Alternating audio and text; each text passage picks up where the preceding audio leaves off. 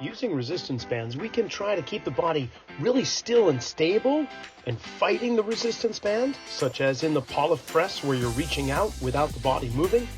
Or we can create a dynamic environment where the body is encouraged to rotate or move and not stay static with its motion. We can also be in a pressing action, with one arm pressing forward while the body stays fairly still in a split stance. But then we can also include a dynamic motion where there's rotation with the extension and pressing action to incorporate more hip and rib cage involvement. The same applies for pulling.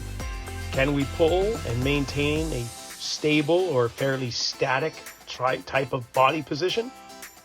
And then can we encourage integrated movement while doing the same pulling action but allowing rotation to occur through the body?